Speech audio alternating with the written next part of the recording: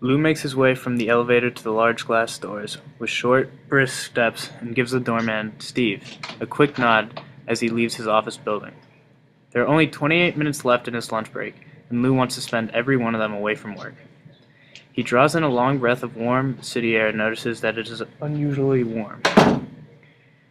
It is that odd time of the year where it feels like spring, but it is too dangerous to fall into the spring mood because the forecast for the next week promised a wind chill of a mere 40 degrees.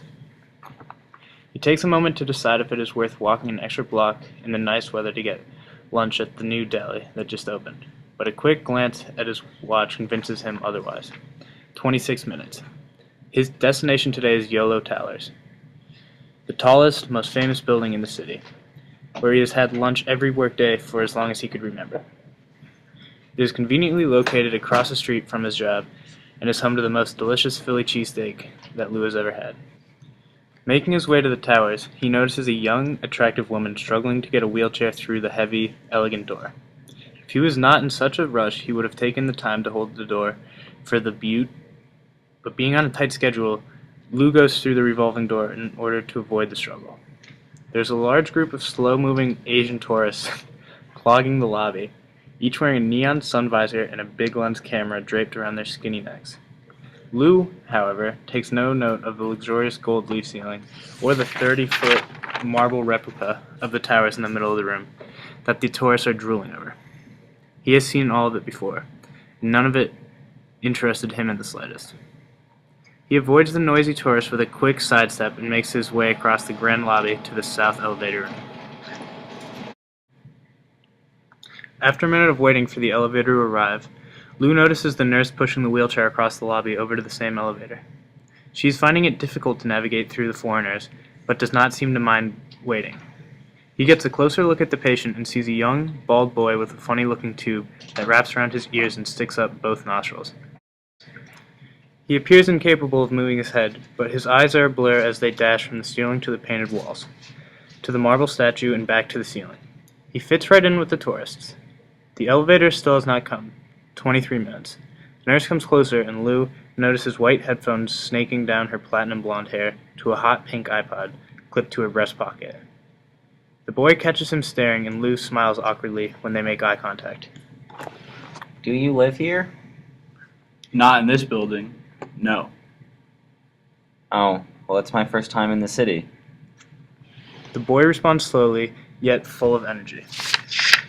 Unsure what to say next, Lou looks back down at the boy and conversationally asks if he's enjoying it. He says that he is, a lot, and that he wishes he had pigeons where he lives. Lou glances at his watch. 22 minutes. The elevator doors open, and a silver-haired woman in an expensive-looking suit rushes out, nearly knocking into the boy's wheelchair with her leopard print briefcase. Lou signals the nurse to go in first with a tilt of a head and a toothless smile.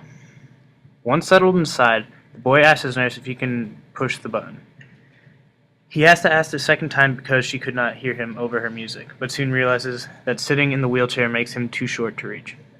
Lou quickly presses the button for the boy and smiles, but the sick child simply looks at the ground and mutters a weak thanks. Again, Lou feels his face grow warm with a strange sense of embarrassment.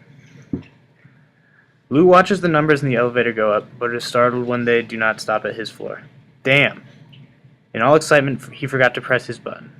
Lou reaches over to press it, and the confused boy asks him why he does not want to go to the top anymore. I heard you can see the whole city from up there, he adds. Lou explains that he is only there to have lunch and that he does not have time to waste at the sky deck. There is a slight pause, and Lou feels the boy's eyes digging into him. Well, begins the boy, I have been told that I have very little time left, but I still want to go. There's another awkward pause, and then, you should too. Lou looks up at the nurse to see her response, but she was too engrossed in her phone to notice their conversation. A soft ding signals their stop, and the nurse looks up as the door is opened. Lou watches as the two exit and stares slack-jawed at the view.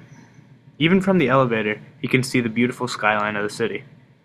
Doors close, leaving the magnificent image behind, and Lou begins to feel an overwhelming force pushing at the back of his eyes. He bows his head in the empty elevator and closes his eyes as he realizes that he has visited this building every workday for as long as he can remember, and he has never gone all the way up to the top.